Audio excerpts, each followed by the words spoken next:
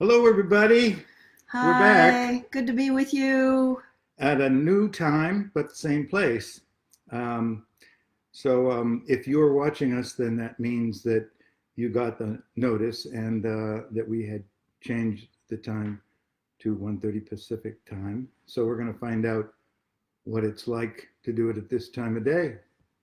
Mhm. So far, it doesn't feel too different, but I don't know if we look any different or not. But we're back, and we're going to talk today about one of the most misunderstood concepts of the work of relationships.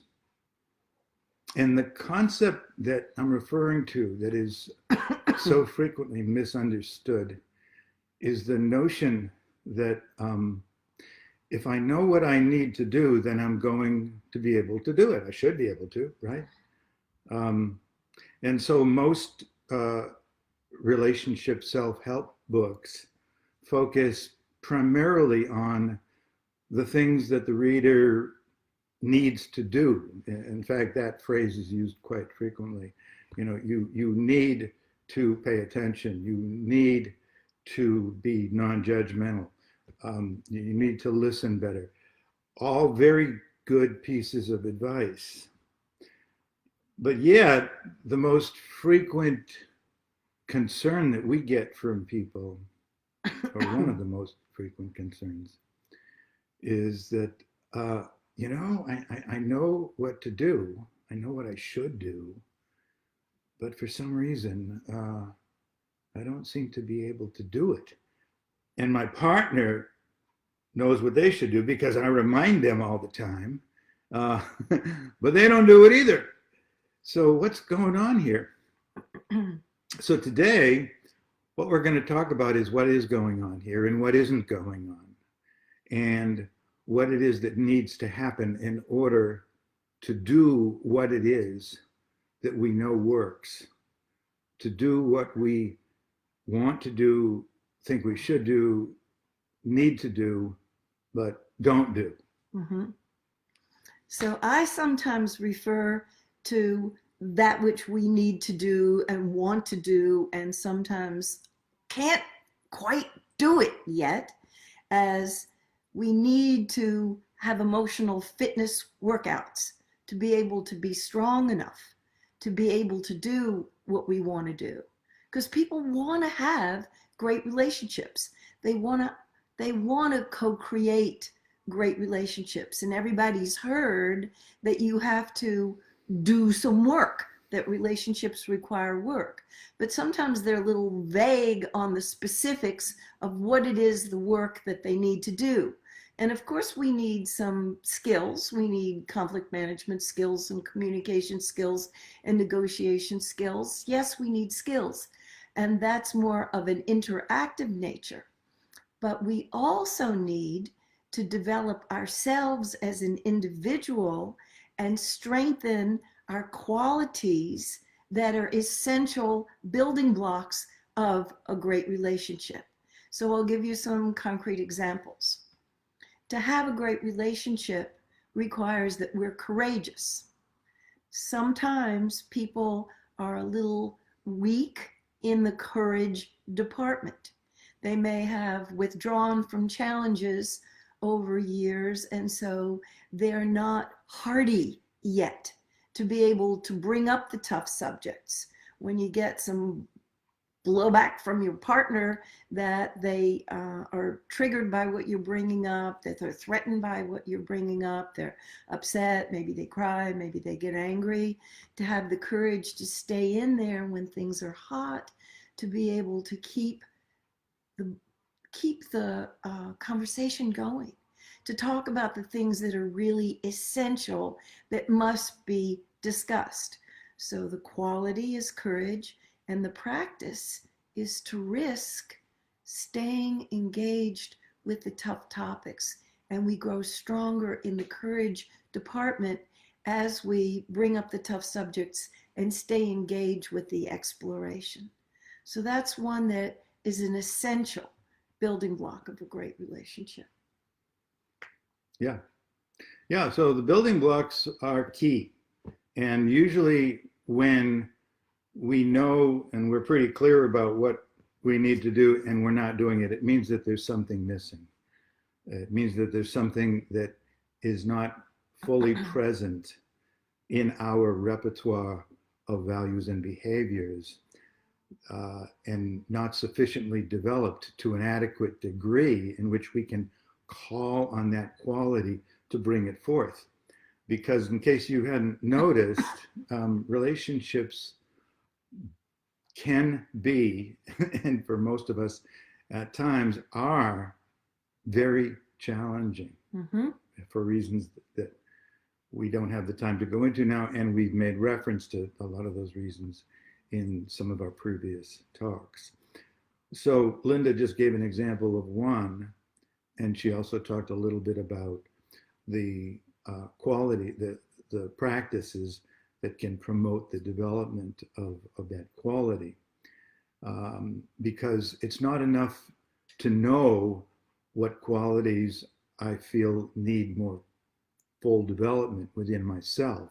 Mm-hmm. We have to also know what kinds of practices in my life will strengthen and mature that quality so that I can tap into it and use it effectively. You know, if another question that we have, or request that we have from a lot of people, is that they want tools. When we do workshops, we very often get the request from people, I want the tools that I need to make my relationships really work well.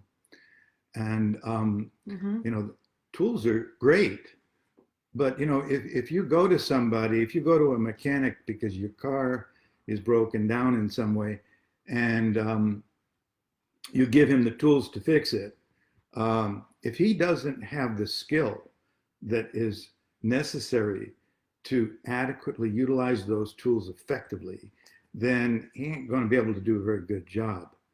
So the foundational building blocks that are necessary to effectively utilize the tools and develop the skills that are needed have to do with these qualities. Mm-hmm. So let me just take a couple of minutes now, and I'm going to give you a list of some of the qualities that are necessary for relationships. And as you listen to this list, you're going to hear that there are some that you feel like you're pretty well developed in, and you probably will notice that there may be one or two or 10 that you could use a little more practice in developing. So I'm just going to make a list of, give you a list of some of the qualities that I've written down here. And we'll also, afterwards, we might talk a little bit about some of the practices that can develop some of these qualities. Okay. All right. Honesty, trust and self-trust, integrity, commitment, courage, vulnerability, presence or mindfulness, commitment. I already said that one. Compassion. It bears repeating because it's such an important one. Yeah, right. Responsibility, commitment, accountability, curiosity, awareness.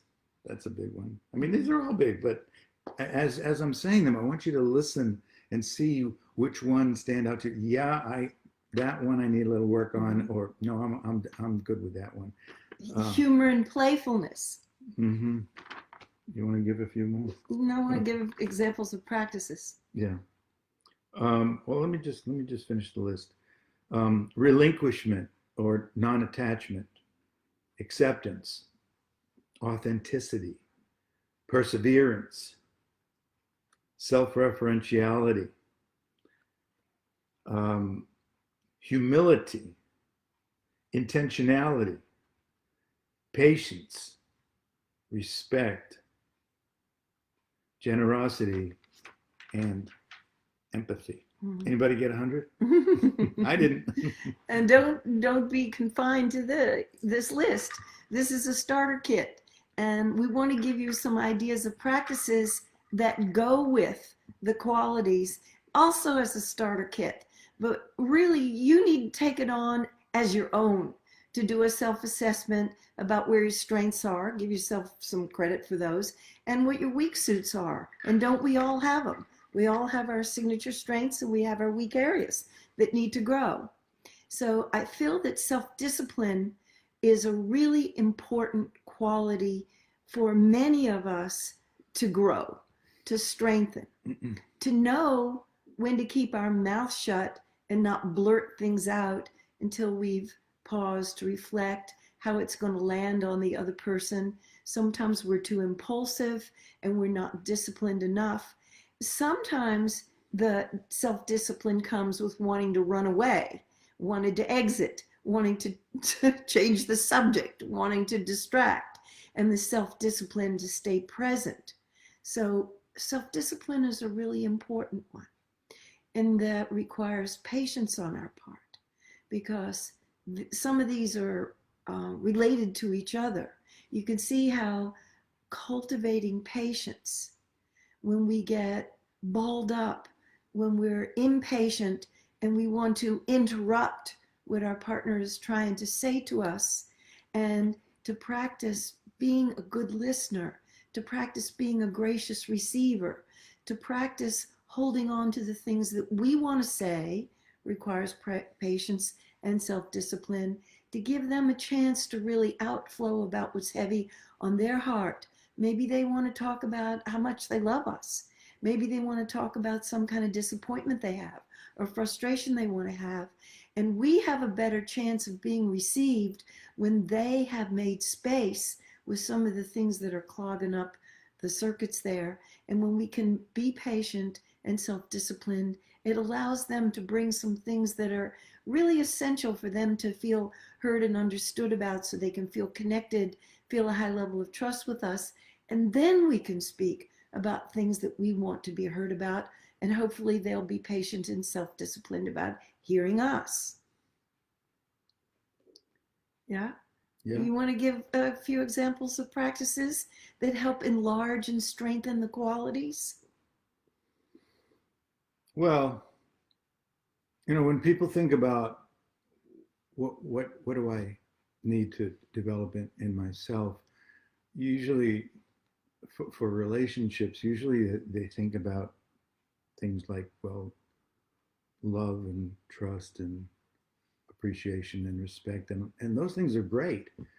But there's another aspect of relationships that really requires a level of fearlessness and courage, because relationships always, without exception, at times involve the willingness to take risks. Mm-hmm. And we don't think of relationships as requiring courage, but They do. they certainly do. And when we don't have sufficient courage, we tend to get defensive. And defensiveness really blocks communication. And it comes from kind of an insecurity or fear within us that motivates us to try to justify or protect our position, so that we don't feel that we're being judged or attacked or blamed or criticized. So wouldn't you say then the quality that people need to be cultivating is openness when they have a tendency to get defensive?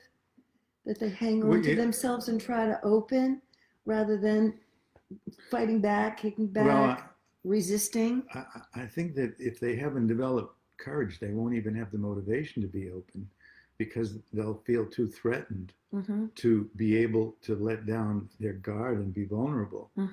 So, I mean, courage is really a foundational. I mean, yeah, that's true, what you said, but without courage, it's very difficult to engage openly, authentically, Right. with vulnerability, which enables both people to give and receive their inner experience to each other. And the kind of relationships that we're talking about here do require that level of vulnerability, which requires courage. Mm-hmm. Courage is related to many of the qualities. The one that I want to emphasize now is honesty, that people are telling themselves the truth, that they're not in denial, they're not fudging and distorting the truth to themselves first, and then to become masterful in the way they speak the truth of their experience, which is very different than being honest about our opinions, which can be very judgmental. They can be very critical. So when we're inviting people to be honest, we're talking about disclosing more of their inner experience. And honesty is related to the quality of integrity. And so when we define integrity, we define that as having what you feel and think and say and do all lined up as one. That's a piece of work, to know yourself well enough to do the practice of being self-reflective, of being curious, having curiosity and wonder about who we really are, all of our good news and all of our not so good news, all of our golden shadow and our dark shadow that we might feel embarrassed about. And to know those parts of ourselves, when we know about our shadow, both dark and golden, the chances that we will live with integrity as an individual and in our relationship is really enhanced. And that's a piece of work, to know ourselves that deeply and to show up having some humility about the parts of us that are dark and not so well formed. So humility is another one of the qualities. And to practice, don't know. I don't always have the answers. I need to be willing to say that I'm confused sometimes, that I have doubts, that I have ambivalence, and I don't know for sure. Because then there's space for us to learn when we practice humility, and we do those practices on a regular basis, to question, we don't believe everything we think. That we may make up a whole story and a whole narrative about why this is the way it is, and it may just be fabrication and fantasy in our mind and not really true. So humility is looking to see, is this really true, or am I making up some story to try to soothe myself? Yeah, humility, that's a big one. And it's very related to a word that many of us have a lot of energy on and a lot of resistance to, which is humiliation. They both have the same root, humus, which is earth. And humility is not about being smaller than or being inferior to. It's not about shrinking yourself down. Humility is really about knowing where you stand on the earth, knowing where you belong, knowing your rightful place.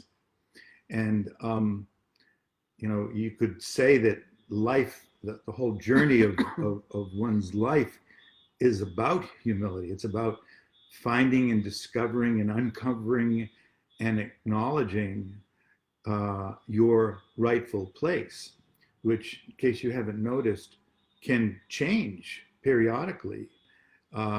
Sometimes one day we can feel like we are, on top of the world, that we really are, somebody special, and that we deserve more respect than we're getting, and we're really can be kind of inflated, and then the next day we can be totally deflated because something happens and we just feel the opposite. So humility is neither feeling superior nor inferior. It's not even comparing yourself to your ideals or to other people, but it's just being willing to be open to acknowledging what's true for you in any given moment. Where do I stand right now? It's the willingness to be wrong about things that maybe I have been very attached to being right about. Being right makes us feel more secure, it makes us feel less vulnerable, which is one of the reasons why a lot of us can get possessed by a really strong desire to be right about something. And when two people are both committed to being right about things that are incongruent with each other, then we all know how that one ends. It's not pretty. So the humility that you're talking to is related to the next quality that I wanted to bring up, which is curiosity. And I'm touched by the research of the happy older couples who still have a sense of romance. They've been together for decades, but they're delighting the relationship. They're still learning from each other, and there's a vitality in their partnership. And so when these older people are interviewed about their secrets of success, one of the themes that keeps coming through is they have curiosity. So the relationship is still fresh, it's new. They reinvent it periodically because they have a spirit of adventure. They're willing to try new things. They don't become complacent and filled with arrogance, knowing we've been together so long, I know everything about you, I know all your jokes, I know all your stories. They don't go there. They keep seeing each other through fresh eyes. They have this curiosity and wonder that allows for discovery, because we're changing all the time. Our experiences change us. And they haven't gone the comfort and security model where they value predictability so much. So this curiosity and sense of adventure is related to these people are having more fun. They're having some novel experiences. A lot of them travel a lot. They travel all the national parks around the country. They sometimes are fortunate enough to be affluent enough to go to world travel. And even if they stay in their own communities, they're trying new places to visit, new places to hike, and new people to meet. So I think that curiosity is a wonderful quality to cultivate all our life and to choose things that are different, maybe a little bit outside of our comfort zone, so that we're on our edge of discovery and becoming more of who we can be. Making ourselves a vital individual is going to bring vitality to the partnership. So just getting back to kind of the general concept that we opened this talk with, about the value of being able to address your personal challenges in terms of what are the qualities, the strengths, the virtues that you want to more fully develop that will inevitably affect the level of fulfillment in your relationships. One of the things that really promotes that happening is that when we do that, when we really adopt a focused attention on ourselves in terms of, okay, what does this particularly challenging situation that I'm in right now, what is it inviting me to more fully strengthen within myself? Do I need to, become more willing and able to listen non-defensively to my partner without judging them, without interrupting them? Is this encouraging me to consider letting go of this cherished position that I've been holding onto and righteously expecting my partner to agree with me? Mm-hmm. What is it that what's my work in this moment right now? When we do that, we minimize the likelihood that we're going to be focusing on what they're not doing or what they should be doing, or anything about them.